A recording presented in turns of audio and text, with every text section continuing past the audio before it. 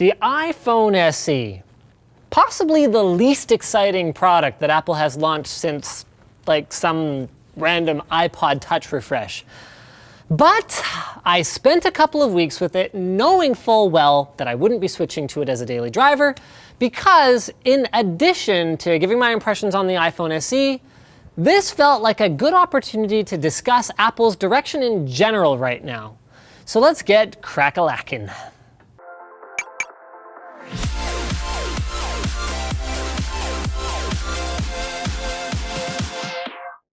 Intel's Skull Canyon Nook features a 6th generation Core i7 processor and Thunderbolt 3. Learn more at the link in the video description. The iPhone SE packs truly flagship specifications into an unapologetically small 4-inch screen form factor for little girls and men who happen to have little girl-sized hands. It boasts Apple's latest A9 processor, the same one found in the 6S and the 6S Plus, 2 gigs of RAM, the same 12-megapixel camera sensor found in the 6S, AC wireless, LTE advanced, NFC for Apple Pay, a 1624 mAh non-removable battery, and an IPS 640 by 1136 Retina display. And there's a lot to like about that. I mean, honestly, it's the kind of product whose merits I've been arguing for since the phablet race started a handful of years ago, asking, who needs 1440p or 4K phone screens? Who can operate these things with one hand? To which the answer was always, bigger is better and use 2 hands, bitch. But there are, of course, some compromises to be made here. Some of them are minor. The storage speed has been downgraded somewhat, but not to the point where it's likely to bother anyone. And the same goes IMO for the slower Wi-Fi and LTE advanced. I mean, I haven't had an issue streaming YouTube videos, TeamViewer desktops, or music in years, and I actually can't figure out what people need these ever-climbing data speeds for. But there are a few things that ground my gears a bit more.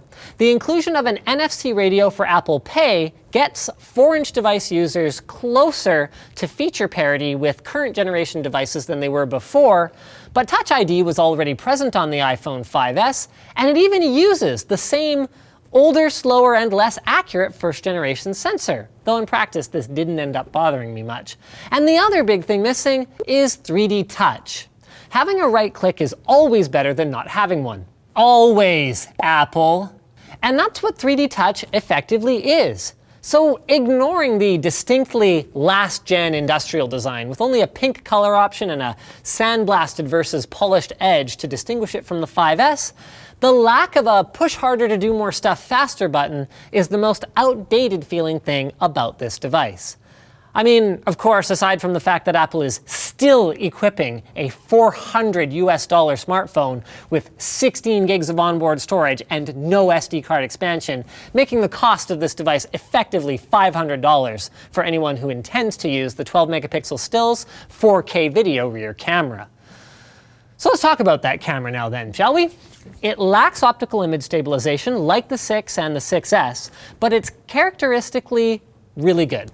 It opens and focuses quickly, it's got a 2-tone flash, and the full auto mode gets it right the vast majority of the time. The Zoe excuse me, live photo mode is great for capturing moving objects like children, but the app just sucks. I actually used to prefer Apple's hands-off-the-wheel approach to phone pictures, but that was back when a great phone camera shot and a decent phone camera shot both kind of looked like trash. And when Android phone makers were baking all these weird, half-baked, like, put dinosaurs and fish all over the scene functionalities in. I mean, these days, a Samsung device can take videos and photos with as much or as little control as I want from the same screen with one tap, when Apple still requires swiping through modes one by one with their extremely limited first-party app, or opening an entirely separate, in the case of Camera Plus, $3 app to enable manual control just for stills. I mean, that, coupled with their lack of a screen-off gesture to launch the camera, made it noticeably slower for me to capture unexpected moments. With that said, though, that's about all I can criticize about the SE from a performance perspective. Actually, using the device is about like using my old iPhone 4, if my iPhone 4 was the equivalent of a Pontiac Firefly with an 8-cylinder engine in it. And they did this, remarkably, without hurting battery life. Which isn't to say I don't still think there's room for improvement. I mean, can you imagine living on a planet where you could buy a phone with iOS's idle power management and your typical Android handset's 2500 to 3500 milliamp hour battery? The SE on most days would actually best the S6 and the Z5 Compact for me for percentage remaining at the end of the day. But then, on heavy days, I could run out of battery by dessert. Still impressive though, considering its size and raw horsepower. With that said, it's shocking to me, after all the moaning that I've done about smaller devices being better for people with smaller hands, how much less I personally found myself using this phone due to its smaller screen. It's frustrating how little real estate is left for the actual conversation I'm having once you've got the keyboard on there. And during my veg time, watching videos on CuriosityStream or whatever, I actually found myself more than once running upstairs for a tablet, something I really haven't felt I needed to do in a long time. Which I guess leads us into the conclusion. It's strange to be saying this so soon after giving Apple my Best Smartphone of 2015 award for the iPhone 6s only a few short months ago, but it seems like the accountants are running certain aspects of the company at this point instead of the designers. Apple's own words, "People wanted a smaller, better iPhone," says it all. The iPhone SE is a carefully engineered and carefully timed response to this feedback, one that brings existing customers who were on the brink of a somewhat forced obsolescence. An all 64-bit App Store is going to happen soon, and iPhone 5 and below users will be on the outside looking in, and potential customers in developing markets an obvious and lower cost way to stay in or enter the Apple ecosystem. It's a strong business move, but there's really no artistry or innovation or pride in it. It's just cheaper. They reused the older, blockier design language because they want it to look and feel cheaper to drive customers who can afford it to the much higher margin 6S and 6S Plus. I mean, remember, those contain basically the same hardware, and if you've ever bought a replacement screen on eBay, that should give you some idea what the cost of a 4-inch versus a 4.7-inch screen is. They're pretty much the same. But this move delivers zero innovation. Apple's customers are crying, "We want you to remake that thing we liked from before, but faster." And they're doing it. It's about the least Apple manner of behaving that I can possibly imagine. I mean, I don't always agree with Apple's choices, but I respect that they have the guts to make what they think is best and then educate their customers about how that should enrich their lives.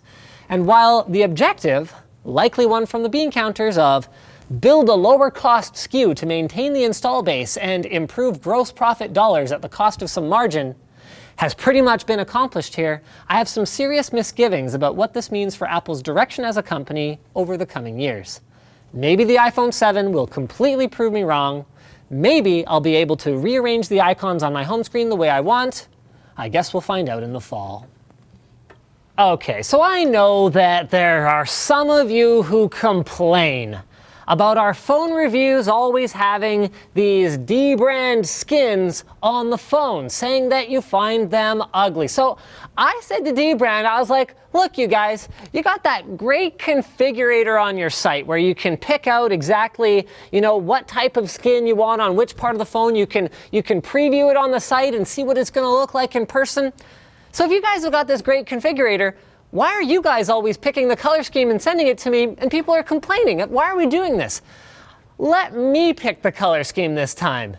So they did, and I used D-Brand's configurator to cover the iPhone SE in what I think is the most beautiful vinyl skin that I have ever seen in my life. I mean, look at this. I have 1, 2, 3, 4, 5 different colors if you count wood grain as one color, because it's got multiple colors to it. It's like wood grain. And with this skin, not only does my phone look great, it is protected from incidental scratches, the kinds that come about during life. So check it out. Get your D-Brand skin. They ship worldwide and they're affordable at the link in the video description. Let's see if you can put together something even sexier than mine. Thanks for watching, guys. If this video sucked, you know what to do, but if it was awesome, get subscribed, hit the like button, or even consider supporting us directly by using our affiliate code to shop at Amazon. Instructions up there. Buying a cool shirt like this one, or with a direct monthly contribution through our community forum. You get a cool little contributor badge. So you're probably wondering what to watch next at this point, now that you've done all those things, so check out that little button in the top right corner to check out our recent channel Super Fun video, where we all get dressed up and solve a murder mystery.